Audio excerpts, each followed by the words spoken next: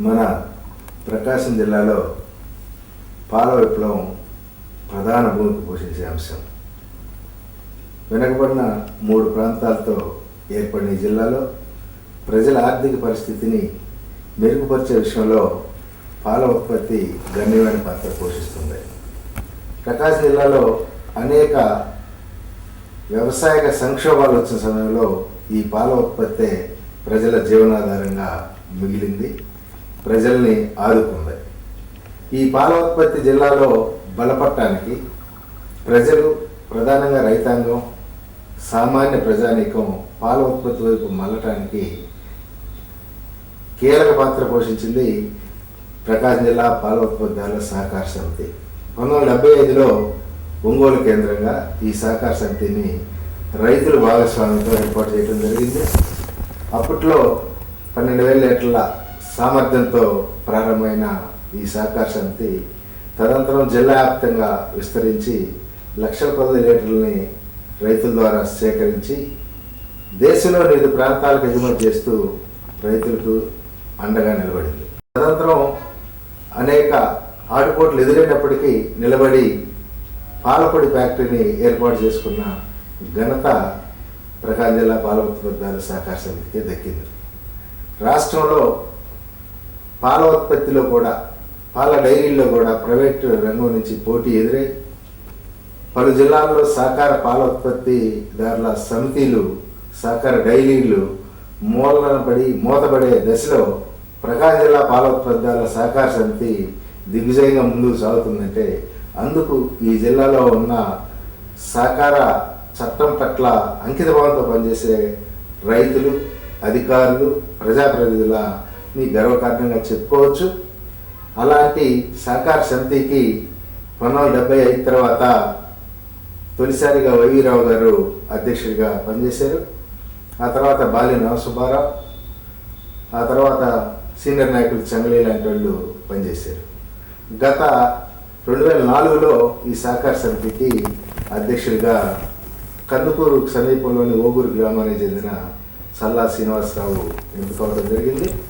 ఆయన రెండోసారి కూడా ఈ సహకార సమితికి అధ్యక్షుడిగా ఎన్నికయ్యారు. ఆయన తరం చాలా కీలకమైన దశలో ఆయన అధ్యక్షుడిగా పనిచేస్తున్నారు.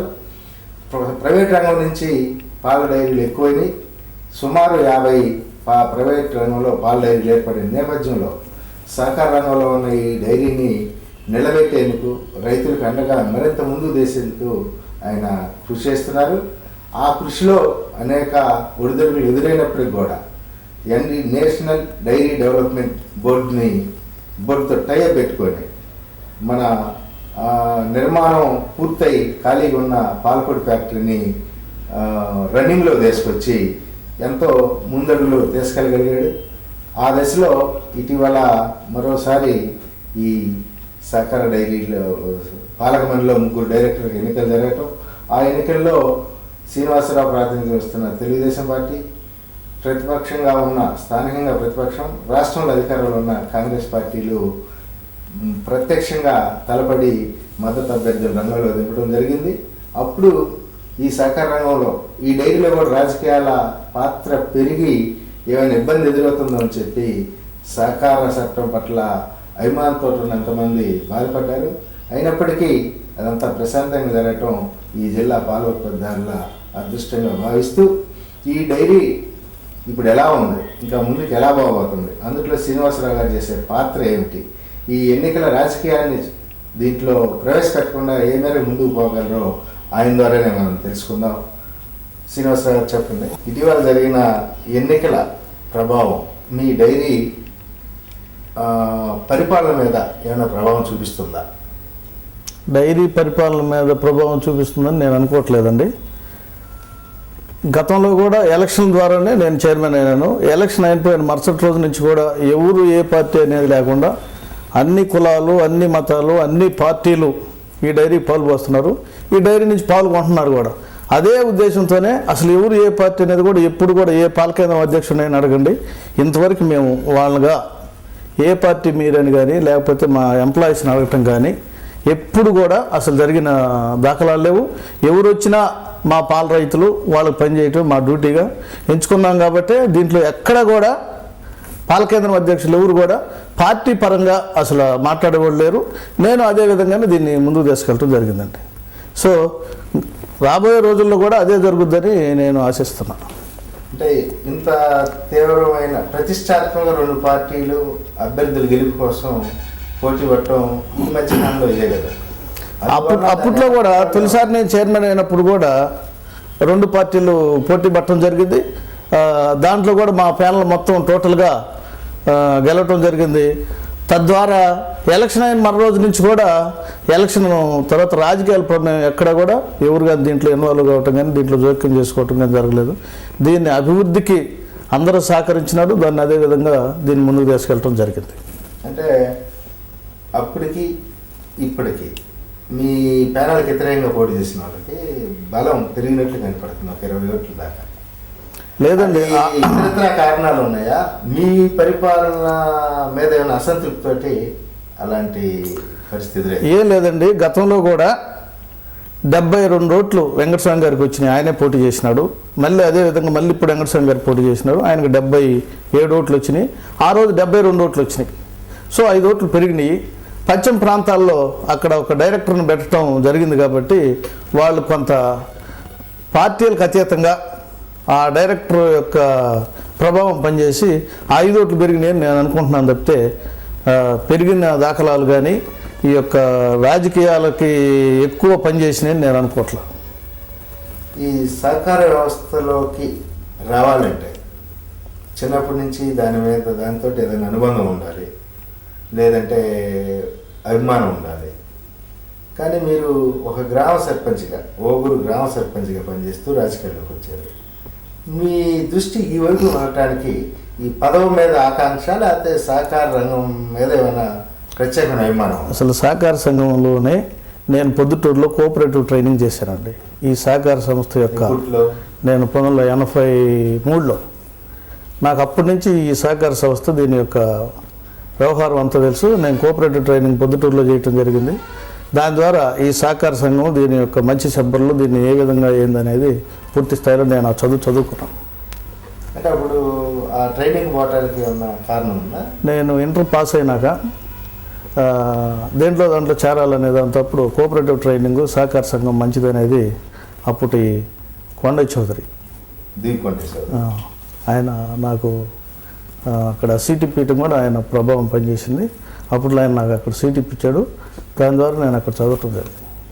అంటే అప్పట్లోనే చిన్నప్పుడే మీకు కోఆపరేటివ్ చట్టాన్ని అధ్యయనం చేయటం, ఈ సహకార వ్యవస్థలో ఏదైనా సరే మీ వంతు పాత్ర పోషించాలనే ఉంది నిర్ణయం. అంటే తర్వాత మీరు ఎడ్యుకేషన్ అయిన తర్వాత రాజకీయాల్లోకి వచ్చారా, లేక ఏదైనా ఉద్యోగాలు చేయటం? ఏం చేయలేదు. నేను ఎడ్యుకేషన్ కాగానే ఖాళీగా ఉన్న రోజుల్లో మా ఊరికి ఎలక్షన్ జరగటం అయింది. నన్ను యునానిమస్గా ఆ గ్రామ సర్పంచ్గా ఎన్నుకోవటం జరిగింది. అంటే అంతకుముందు మీ తల్లిదండ్రులు ఏమన్నా రాజకీయాల్లో ఉండటం కానీ, అంటే మిమ్మల్ని ఏకగ్రీవంగా ఒక సర్పంచ్గా ఎన్నుకోవటంలో అప్పటి ఏదైనా మీరు పోషించిన యువకుడిగా మీరు పోషించిన పాత్ర ఏమన్నా? నేను మా ఊర్లో లిఫ్ట్ ఇరిగేషన్ స్కీమ్ ఒకటి ఉండేది. అప్పుడు ఇప్పుడుండే గుత్తా వెంకటసుబ్బయ్య గారు జిల్లా పరిషత్ చైర్మన్గా ఉండారు. ఆయన ద్వారా లిఫ్ట్ ఇరిగేషన్ స్కీమ్ తేవటం, ఆ సర్పంచ్కి ముందు మనం చేసిన యాక్టివిటీస్లో మనోడు బాగా హుషారుగా పనిచేస్తున్నాడు. దానివల్ల ఈ ఊరికి మనం మేలు జరగాలంటే యాక్టివ్ అయిన మనవాడిని పెట్టుకుంటే బాగుంటుందని చెప్పి ఎక్స్ సర్పంచి 2 గ్రూపులో ఇద్దరు కలిసి నన్ను ఎనానిమస్గా సెలెక్ట్ చేయడం జరిగింది. దాని ద్వారా ఆ ఊరిని కూడా బ్రహ్మాండంగా డెవలప్ చేయటం. వెంకటసుబ్బయ్య గారు అప్పట్లో చైర్మన్గా ఉన్నారు కాబట్టి ఆ ఊరి యొక్క ప్రతి పనుల్లో కూడా మంచినీళ్ళ ట్యాంక్ కానీ, హౌసింగ్లో కానీ, రోడ్స్ కానీ టోటల్గా డెవలప్ చేయటం పంచాయతీ సర్పంచ్గా నాకు మంచి పేరు వచ్చింది. అప్పట్లో మీరు దీపాండే చౌదరి గారితో పరిచయం, ఆయన ప్రోత్సాహం, ఆయన ఏ రోజు కాంగ్రెస్ వచ్చిన దాఖలాలు లేవు. మరి మీరు తెలుగుదేశంలోకి వెళ్ళారా?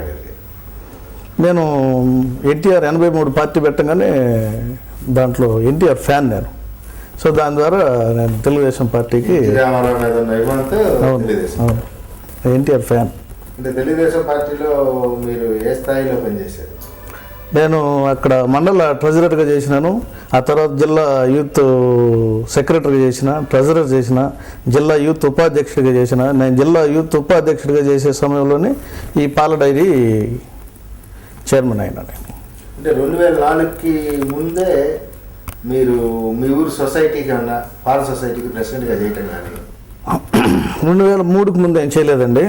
2002లో 2001లో నేను పాల కేంద్రం అధ్యక్షుడైన అక్కడ. అవును, మీరు అంటే జిల్లా డైరీ అధ్యక్షుడు కావాలని ఉద్దేశంతో అయ్యారా, లేకపోతే మీ ఊర్లో దాన్ని కూడా ఏదన్నా బలోపేతం చేయాలన్నాక? అంటే జిల్లా డైరీ అధ్యక్షుడు కావాలనే అయినా, అది మనసులో ఉంది నాకు, ఉంటే అది కాన్సెప్ట్ కూడా. అంటే ఈ జిల్లాలో ప్రత్యేకించి ప్రకాశం జిల్లాలో తెలుగుదేశం అభిమానులు, తెలుగుదేశం పాలోత్పత్తిదారులు ఎక్కువగా ఉన్నారు. ఇదైతే తెలుగుదేశం తరఫున ఈజీగా వస్తుంది. అట్లేం కాదు. మనకి సహకార సంఘంలో మంచి అదే చదువుకున్నాం కాబట్టి దీన్ని అభివృద్ధి చేసేదానికి మంచి అవకాశం వస్తుంది. మనం ఫార్మర్ ఫ్యామిలీ నుంచి వచ్చినాం కాబట్టి ఇది కనుక మనకి ఇస్తే ఫార్మర్స్కి హెల్ప్ చేసేదానికి కానీ, ఫార్మర్ ఫ్యామిలీకి ఏమన్నా మనం చేయగలిగితే ఈ డైరీ నుంచి మంచి ఫలితాలు వస్తాయి అనే ఉద్దేశంతోనే గట్టిగా దీన్ని నమ్మానండి. ఆ లక్ష్యంతో డైరీ చైర్మన్ బాధ్యత చేపట్టాం. అప్పట్లో మీరు డైరీ చైర్మన్ కావటానికి మీరు మంచి లక్ష్యంతో ముందుకు వచ్చారు, కానీ పార్టీ సహకారం కావాలి.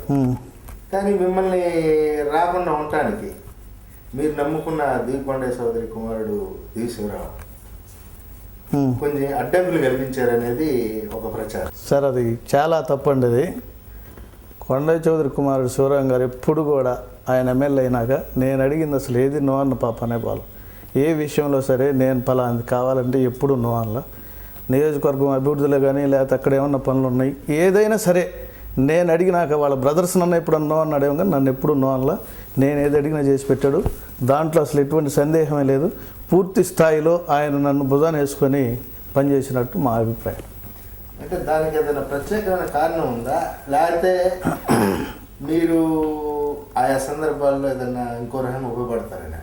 కాదు, మా ఫాదర్ వాళ్ళు వాళ్ళ ఫాలోయర్స్, మా ఆ తర్వాత మేము కంటిన్యూగా వాళ్ళతోనే ఉన్నాం. సో మాకు ఆ సంబంధాలు ఎప్పటి నుంచో ఉన్నాయి. ఓగురికి వాళ్ళకి మాకు ఉంటే సంబంధాలు. ఎప్పుడు కూడా మేము అడిగింది కానీ ఓగురికి కానీ ఫలాంది కావాలా అంటే నో అంది ఇది లేదు. ఆ తర్వాత జిల్లా పార్టీ నుంచి ప్రోత్సాహం ఎలా ఉంది? అంటే చేసుకున్నారా, లేకపోతే అక్కడ ఏమైనా ఎదురైంది? జిల్లా పార్టీ నుంచి అప్పట్లో దామచర్ల ఆంజనేయులు గారు పెద్ద ఆయన ఉండేవాడు. ఆయనకి చెప్పడం జరిగింది. శివరాం గారు కూడా కన్విన్స్ చేసి ఆయన అడగటం జరిగింది. సరే, బలరాం కృష్ణమూర్తి గారు అంటే మాకు ఆయన ఫ్యాన్. మేము చిన్నప్పటి నుంచి కూడా బాగా ఆయనతోటి ఆయన 100% మనకు సపోర్ట్ చేసినాడు. టోటల్గా ఇంక జిల్లాలో ఉన్న ఇన్ఛార్జీలు కానీ తక్కిన వాళ్ళు కానీ అందరూ కూడా నాకు సహకారం అందించినారు బాగా. అదేవిధంగా ఏంటంటే అప్పట్లో నేను యువతకు పనిచేసినాను కాబట్టి మా యువత లీడర్లందరూ కూడా నన్ను చైర్మన్ చేసేదానికి ముఖ్య పాత్ర పోషించారు. మీరు చైర్మన్ అయ్యేటు తర్వాత కాంగ్రెస్ గవర్నమెంట్ ఒక పరిణామ క్రమంలో మిమ్మల్ని మీరు ఒక పార్టీకి, ప్రతిపక్ష తెలుగుదేశం పార్టీకి ఒక ముఖ్యమైన పదవిలో ఉన్నారనే ఉద్దేశంతో మిమ్మల్ని ఏదైనా ఆర్థికంగా ఇబ్బంది పెట్టాలనే ఉద్దేశంతో అక్కడ గెలిచిన కాంగ్రెస్ ఎమ్మెల్యే మైదారెడ్డి కానీ కాంగ్రెస్ ప్రభుత్వం కానీ మీకు వ్యతిరేకంగా పనిచేశారు అనేది మీ అనుచరులు చెప్పే మాట. అది కందుకూరు రాజకీయాలతో సంబంధమా, లేకపోతే డైరీ చైర్మన్ అయ్యాడనే కోపం మీద వాళ్ళు అలా చేసి ఉండొచ్చు సార్? అది కందుకూరు రాజకీయాలతోనే సంబంధం. డైరీ చైర్మన్ అయ్యారనే కోపం అనేది నేను అనుకోనండి. కందుకూరులో మాకుండే దాంతో మేము శివరాం గారికి ఎక్కువగా ఫాలోయింగ్లో ఉంటాం కాబట్టి ఆడక దాంతో ఏవో మనసులో పెట్టుకొని ఉంటారనేది నా అనుమానం. ఆ సమస్యని అధిగమించగలుగుతున్నారా? అధిగమించాం కదా. మేము ఇప్పుడు అసలేమి కందుకూరు దాంట్లో వర్కులు చేయటం కానీ పని చేయటం కానీ ఏమీ లేదు. మేము పనులు చేసుకుంటున్నాం. ఇప్పుడు ఆ ప్రాబ్లమ్స్ అసలు లేవు. అంటే ఆ సందర్భంలో మీరు బాగా నష్టపోయి ఇబ్బంది పడ్డారు. కొన్నాళ్ళు అసలు రాజకీయాల నుంచి వెళ్ళిపోతాడేమో అనే ఒక అనుమానం కూడా కలిగింది. అంత ప్రాబ్లం ఏమీ లేదండి. ఎందుకంటే చిన్న ఇప్పుడు రాజకీయాల్లో ఉండేటప్పుడు కొన్ని కష్టాలు, కొన్ని నష్టాలు అవన్నీ సహజం. వాటన్నిటినీ ఎదుర్కొని పనిచేయటమే నాకు చాలా తక్కువ వయసు. అందుకని నేను అంత తేలిగ్గా ఏం భయపడాల్సిన అవసరం లేదు. అంటే నేను ఆ దాన్ని సమస్యల నాకు ఆ కాన్ఫిడెన్స్ ఉంది. నేను ఆ సమస్యను అధిగమించగలను, నాకు ఆ శక్తి ఉంది, ఆ మనోనిబ్బరం ఉందనే కాన్సెప్ట్ నాకు మైండ్లో ఆ ఉంది. సమస్యల ప్రభావంతో మీరు డైరీ చైర్మన్గా ఆశించిన స్థాయిలో పనిచేయకుండా ఏమైనా ఇబ్బంది పడ్డారా? లేదు, డైరీ చైర్మన్ విషయంలో ఎక్కడా కూడా నా యొక్క పర్సనల్ వ్యవహారాలు ఎక్కడ దీనికి ముడిపడలేదు. అంటే పర్సనల్ వ్యవహారం అంటే ఆర్థిక సమస్యలు వచ్చినాయి, అటు ప్రభుత్వ పరంగా వ్యతిరేకత ఉంది. ఆ మానసిక స్థితిలో మీరు డైరీ చైర్మన్గా ఎక్కువ టైం కేటాయించగలిగారా? దీనికి కేటాయించే టైంని తగ్గకుండా చూసుకోగలిగారా? తక్కువ చూసుకున్నాం. ఎందుకంటే ఇబ్బందులు వచ్చినాయి, ఆస్తులు ఉన్నాయి, కొన్ని అమ్ముకొని కట్టేసాం, అయిపోయింది అంతటితో. అదే పెద్ద ప్రాబ్లం కాదు కదా, ఆ ప్రాబ్లమ్స్ని అధిగమించాం. డైరీ చైర్మన్గా మీకు ప్రభుత్వం నుంచి ఇబ్బందులు కల్పించే పరిస్థితి ఎప్పుడన్నా? ప్రభుత్వం అసెంబ్లీలో బిల్ పాస్ చేసి 95 యాక్ట్ని రద్దు చేసి 2005 మార్చిలోనే మేము 1 ఇయర్ పీరియడ్ కాగానే మమ్మల్ని రద్దు చేయడం జరిగింది. సేమ్ టైం ఈ స్టేట్లో ఉండే మ్యాక్స్ యాక్ట్ వాళ్ళు మొత్తం కలిసి కూడా హైకోర్టులో వేయటం జరిగింది, హైకోర్టు స్టే ఇవ్వటం జరిగింది. దాని తర్వాత జడ్జిమెంట్ కూడా మాకు ఫేవర్గా చెప్పి ఈ యాక్ట్ని టచ్ చేయటం కరెక్ట్ కాదండి, ఇది రైతుల యొక్క అప్పుడు దిగువంత ముఖ్యమంత్రి ఎన్టీ రామారావు గారు ఆయన పెట్టిన ఈ యాక్ట్, దీనికి ఉండే ఈ యొక్క రైతులే దీన్ని పెత్తనం చేసుకోవాలి, రైతులే అన్నీ చేసుకోవాలనే ఉద్దేశంతో ఈ యాక్ట్ని పెట్టారు. కాబట్టి ఈ యాక్ట్ చాలా మంచి యాక్ట్ అని ఆ రోజుల్లోనే యునానిమస్గా తీర్మానం చేసిన యాక్ట్ అనే దాని మీద కోర్టు దీని మీద చాలా సీరియస్గా తీసుకొని జడ్జిమెంట్ కూడా మాకు చాలా ఫేవర్గా ఇచ్చి మమ్మల్ని ముందుకు నడిపించింది. మీరు డైరీ చైర్మన్ అయ్యే నాటికే ప్రకాశం జిల్లాలో మన సహకార డైరీకి ఒక మంచి స్థానం ఉంది, సముచిత స్థానం ఉంది. అయితే ప్రైవేట్ డైరీలు పోటీ ఎదుర్కొంటుంది. మీరు డైరీ చైర్మన్ నాటికి ఉన్న ఆ ఆర్థిక సంవత్సరంలో ఉన్న ఫైనాన్షియల్ పొజిషన్, ఈ సంవత్సరంలో ఇప్పుడు ముగిపోతున్న 2019 ఆర్థిక పొజిషన్ ఫైనాన్స్ పొజిషన్లో ప్లస్ మైనస్లో మీరు ప్లస్లో ఉన్నారా మైనస్లో ఉన్నారా?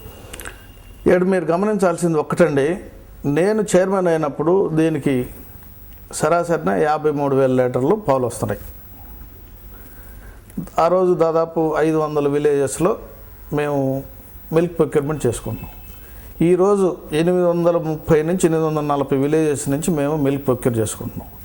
ఆ రోజు ₹16.50 10%కి 1 లీటర్ కాస్ట్. ఈరోజు ₹32 మేము లీటర్ కాస్ట్ ఇస్తున్నాం. ఆ రోజు 33 కోట్లు దీని టర్న్ ఓవర్ ఉంటే ఈరోజు దీన్ని 100 కోట్ల టర్న్ ఓవర్కి పెంచినాం. ఒకటి తర్వాత ఆర్థిక పరిస్థితి అంటే ఆ రోజు మనోళ్ళు రావు గారి పీరియడ్లోనే దీన్ని మంచి భవిష్యత్తు కోసం ఆయన ఎన్టీఆర్ గారిని తీసుకొచ్చి దీన్ని శంకుస్థాపన చేయించి ఆ తర్వాత ఎన్డీడీబీ నుంచి కొంత డబ్బు తెచ్చి ఈ ప్రాసెసింగ్ ప్లాంట్, పౌడర్ ప్లాంట్ కట్టడం జరిగింది. ఆయన కృషి ఈ జిల్లా రైతులు ఎవరు మర్చిపోలేదు. అది తద్వారా మనకు అప్పు మిగిలిపోయింది. తర్వాత కలెక్టర్ గారు ఇన్ఛార్జిగా ఉంటాం కానీ ఏమన్నా జరిగినాయి. దీన్ని నేను చైర్మన్ అయ్యే వరకు దీని అప్పు కూడా ఎన్డీడీబీ కట్టకుండా ఇది ప్రాబ్లంలో ఉంది. నేను వచ్చినాక ఈ అప్పు పాలపొడి ఫ్యాక్టరీ నిర్మాణానికి ఇచ్చిన పాలపొడి ఫ్యాక్టరీ, ప్రాసెసింగ్ యూనిట్ రెండు కొత్తగా కట్టుకున్నారు. 22 కోట్ల రూపాయలు తెచ్చి కట్టుకున్నారు. దాంట్లో 7 కోట్ల రూపాయలు ఫ్రీగా ఇచ్చారు వాళ్ళు. 22 కోట్లు ఎన్డీడీబీ నుంచి అంతే. 7 కోట్ల రూపాయలు ఫ్రీగా ఇచ్చారు. 15 కోట్ల చిల్లర అప్పు కింద పెట్టారు. ఇది ఈ అప్పుకు వడ్డీ కట్టాలి. ఈ అప్పు వడ్డీ 2 కట్టాలి, చేరవలసిన బాధ్యత. ఎందుకంటే మనం అప్పు తెచ్చుకున్నాక ఏ గవర్నమెంట్ సంస్థలైనా ప్రైవేట్ సంస్థలైనా అప్పు తెచ్చుకున్నా సంవత్సరానికి ఎంత అప్పు కట్టాలి. ఈ అప్పు కట్టకుండా కంప్లీట్ పేరబెట్టారండి. నేను చైర్మన్గా వచ్చే నాటికి 43 కోట్ల రూపాయలు అప్పు. ఈ 15 కోట్లది 43 కోట్లు పెరిగింది. ఎంత పీరియడ్లో అంటే 87 నుంచి దాదాపు 2004. ఈ అప్పు కోసం మనం కట్టలేదనే ఉద్దేశంతో వాళ్ళు మన పౌడర్ ప్లాంట్ని తీసుకొని కర్ణాటకలో కట్టేదానికి ప్లాన్ చేసుకున్నాం, టీంని పంపించారండి. అప్పుడు మేము మా బోర్డు ఒక నిర్ణయం చేసినాం, ఏదే పరిస్థితుల్లో మనం పౌడర్ ప్లాంట్ ఎక్కడే పెట్టి దీన్ని ఓపెన్ చేయించాలా అని ఒక నిర్ణయం చేసుకున్నాం. అది దీంట్లో ఈ డైరీ చరిత్రలో సువర్ణ అక్షరాలతో లెక్కించబడే నిర్ణయం ఇది. మీ పాలక మండలి తీసుకున్న లేకపోతే పాలపొడి ఫ్యాక్టరీ కర్ణాటక వెళ్ళిపోయేది. కర్ణాటక అది వెళ్ళిపోతే మేము పాలు తెచ్చుకునే కనీసం మాకు మిగిలిన ఇప్పుడు ఈ రోజు ఉన్నాయి మాకు 1,00,000 చిల్లర లీటర్లు పాలు వస్తున్నాయి. 50,000 మా సేల్స్ పోతే మిగిలిన 50,000 మేము పౌడర్ ప్లాంట్లో ఆడించుకుంటున్నాం కదా. సో ఎన్డీడీబీకి మేము అసలు పౌడర్ ప్లాంట్ కెపాసిటీ ఎంత? 3,50,000 పర్ డే దీని కెపాసిటీ అయితే మనం 50,000 కేటాయించగలుగుతాం. కలుగుతున్నాం. మరి ఎందుకంటే ఎంత పెద్ద ప్లాంట్ ఎందుకు కట్టారంటే అప్పట్లో ప్రైవేట్ డైరీ లేవు. మన జిల్లాలో రమారమ 5 లక్షల లీటర్ల ప్రొక్యూర్మెంట్ ఉంది కాబట్టి మనకు ఒక 50,000 లక్ష సేల్స్ పోయినా కూడా మిగిలిన పాలన్నీ కూడా పౌడర్ చేసుకొని దీన్ని వేరే ఎగుమతి చేసుకునే దానికి ఆ ఉద్దేశంతో దీన్ని ఇంత కెపాసిటీ అవసరం అవుద్ది. రెండోది నెల్లూరు జిల్లా పక్కన ఉంది. ఈ నెల్లూరు జిల్లాకు కూడా పాలు మిగిలితే ఎక్కడే పౌడర్ చేసుకుంటారనే ఉద్దేశంతో ఆ రోజు మన వాళ్ళు ప్లాన్ చేసుకొని దాని ప్రకారం దీన్ని చేసుకొచ్చారు. ఇప్పుడుండే పరిస్థితుల్లో 56 ప్రైవేట్ డైరీలు భారతదేశంలో ఎక్కడా కూడా 56 ప్రైవేట్ డైరీలు ఉన్న జిల్లా ఎక్కడ లేదు. ఈ నాట్ ఆంధ్రప్రదేశ్, భారతదేశంలో. ఎందుకంటే నేను NDDB వాళ్ళ సర్వేలో అడిగాను ఎక్కడైనా ఇన్ని ప్రైవేట్ డైరీలు భారతదేశంలో ఉన్నాయంటే వాళ్ళకి ఇండియా లెవెల్ సర్వేలో వాళ్ళు చెప్పినారు నాకు ఎక్కడ 52 మంది ప్రైవేట్ డైరీలు ఉన్న జిల్లా ఈ జిల్లా తప్పితే భారతదేశంలోనే ఎక్కడ లేదయ్యా, ఇంత పోటీ కూడా ఎక్కడ లేదని వాళ్ళు కూడా దానికి ప్రత్యేకమైన కారణాన్ని ఏమైనా NDDB గుర్తించారా? దానికి ప్రత్యేకమైన కారణాలు ఏంటంటే ఈ జిల్లా పాలు మంచి ఫ్యాట్ ఉంటుంది. 7.2, 7.5 యావరేజ్ వస్తుంది ఇక్కడ. ఆంధ్రప్రదేశ్లో ఎక్కడ కూడా ఇంత ఫ్యాట్ వచ్చే జిల్లాలు ఎక్కడ లేవు. ఈ పాలని వాళ్ళు కర్ణాటక నుంచి తెచ్చుకున్న ఆవు పాలు, చిత్తూరు జిల్లా నుంచి తెచ్చుకున్న ఆవు పాలకి మిక్స్ చేసుకొని అమ్ముకునేదానికి ఇది క్రీమ్ లాంటిది. అందుకని ప్రతి వాళ్ళు ఇక్కడ క్రీమ్ లాంటి పాలు ఉన్నాయి కాబట్టి దీని మీద వాలి ప్రతి వాళ్ళు బిజినెస్ ఇక్కడ నుంచి దానిలో మిక్సింగ్ పనికి వస్తుంది కాబట్టి మంచి ప్రాఫిట్ కాబట్టి ప్రతి వాళ్ళు ఇక్కడ వాలేరు. అది దీంట్లోని రహస్యం. ఈ జిల్లా ఆస్తి అది. ఇటువంటి పాలు ఆంధ్రప్రదేశ్లో ఎక్కడ లేవు కాబట్టి ప్రతి వాళ్ళు ఇక్కడే చేరిపోతున్నారు.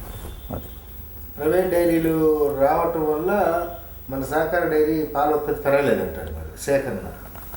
ప్రైవేట్ డైరీలు పోటీని తట్టుకొని మనం నిలబడి మంచి రేట్ ఇస్తున్నాం కాబట్టి ఇవాళ వాళ్ళకి ధీటుగా మనం బిజినెస్ చేయగలుగుతాం. అంటే మీ రేటుకి వాళ్ళు ఇచ్చే రేటుకి వ్యత్యాసం ఏమన్నా ఉందా?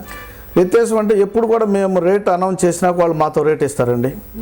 మేము ఉన్నాం కాబట్టి ఈ సహకార వ్యవస్థ ఉంది కాబట్టి ఈ జిల్లాలో ఇవాళ 32 రూపాయల పాలు ఉంది. అదే లేకపోతే ప్రైవేట్ డైరీలు అందరూ యూనియన్గా మాట్లాడుకొని ఏ 22 రూపాయలు, ఏ 25 రూపాయల లోపలనే ఉండేది రేటు. అంటే ఈ పాల ధర పెంచడంలో మీరు గతం కన్నా ఇతర జిల్లాల కన్నా ప్రత్యేకంగా చేసింది ఏంటి? ప్రతిసారి కూడా ఈ రాష్ట్రంలో అందరికన్నా ఎక్కువ ప్రైస్ ఇచ్చి ఎక్కువ పాల రేట్ ఇస్తుంది మేము పెంచినాకనే తక్కువ జిల్లాలో ఈ రోజు కూడా 32 రూపాయలు. ఆంధ్రప్రదేశ్లో సహకార రంగంలో డైరీలో మందే ఎక్కువ రేటా? మనం ఎక్కువ రేట్ ఇస్తున్నాం. అంటే వేరియేషన్ బాగుంటుంది. ఎప్పుడు ₹1, ₹1.5 మినిమం మనం ఎక్కువ రేట్ ఇస్తున్నాం. 4 లీటర్ ఇస్తున్నాం. దాంతో మనకి మొన్న మేము గెలిచేదానికి కారణం కూడా రైతుల్లో ఇది ఒక కాన్సెప్ట్. మన ఈ బోర్డు ఉంటేనే మనకు మంచి జరుగుద్ది. రైతులకు ఎప్పటికప్పుడు మంచి రేట్లు ఇస్తున్నారు. అదేవిధంగా రైతులకు కూడా బిల్లులు ఇమ్మీడియట్గా ఆన్లైన్లో మేము బిల్స్ పంపిస్తున్నాం. ఎక్కడ ఎవరు చేయలేదని మేము చేసి గతంలో పాల పేమెంట్లు కొద్దిగా ఇబ్బందిగా ఉండేది గత రోజుల్లో. ఇది మీ అందరికీ తెలిసిన సత్యం. ఈరోజు ఏంటంటే వాళ్ళు బిల్స్ పంపంగానే మనం 24 అవర్స్ 30 అవర్స్ లోపల బిల్స్ పాస్ చేసేసి ఆన్లైన్లో క్యాష్ వెళ్ళిపోతుంది కాబట్టి ఏ ఒక్క పాల కేంద్రం ప్రెసిడెంట్ కూడా ఫోన్ చేసి మా డబ్బులు అకౌంట్లో పడలేదు అనేది లేదు. నేను చైర్మన్ అయినాక 2 ఏళ్ళు ఇదే ప్రాబ్లం ఉండింది కూడా. 15వ తేదీ వాళ్ళు బిల్ పాస్ చేసి పంపుతారండి. 16వ తేదీ చెక్ చేసి మేము 17వ తేదీ కల్లా ఆన్లైన్లో పంపించేస్తాం. వాళ్ళు 18వ తేదీ క్యాష్ పే చేసుకుంటారు. అది ఈ 4-5 ఇయర్స్లో రొటీన్గా ఈ 2 సంవత్సరాల నుంచి మాత్రం కంప్లీట్గా మేము ఈ సిస్టమ్ పెట్టేసినాం. ఈ 2 సంవత్సరాల్లో అసలు పాల పేమెంట్ పడిందా లేదని ఫోన్ ఇంతవరకు నాకు రాలా. 2 ఇయర్స్ నుంచి ఏ పాల కేంద్రం అధ్యక్షుడు కూడా ఫోన్ చేసి మా పేమెంట్ పడలేదండి ఇంకా ఎందుకు పడలేదనేది. అంతకుముందు పాల పేమెంట్ గురించి చాలాసార్లు ఫోన్ చేసి సార్ మా పాల పేమెంట్ ఇంకా పడలేదు ఇంకా ఎందుకు అనేది నేను మా MD గారిని మాట్లాడేది సిస్టమ్. మనకన్నా ముందు ప్రైవేట్ డైరీ ఫస్ట్ వీక్లో ఇస్తారా పేమెంట్? అంటే వాళ్ళకి ఏంటంటే 10 days వన్స్. మాకు కూడా 10 days అడిగిన వాళ్ళకి మేము 10 daysకి ఇస్తున్నాం. మా వాళ్ళు పాల కేంద్రం అధ్యక్షులు ఏంటంటే 10 రోజులకు ఒకసారి బ్యాంకు పోవటం తేవటం ఇదంతా మా వాళ్ళు అలవాటు పడ్డారు. 15 రోజులకి మాకు చాలన్న వాళ్ళకి 15 రోజులు, మాకు 10 రోజులు కావాలన్న వాళ్ళకి 10 రోజులకి ఇచ్చేస్తున్నాం. మేము అసలు ఎన్ని రోజులకు పేమెంట్ కావాలంటే అన్ని రోజులకి ఇచ్చేదానికి మాకు ఇబ్బంది లే. అంటే ఇప్పుడు ప్రైవేట్ డైరీలో ఆ మాత్రం ధర ఇస్తున్నారంటే అది సహకార సంఘం ఉంది కాబట్టి ప్రైవేట్ డైరీలో పోటీ బిడ్డ రేట్ ఇస్తున్నారు. అదే సహకార సంఘం కనుక దెబ్బతింటే ఈరోజు రేట్ ₹25 దాటేది కాదు.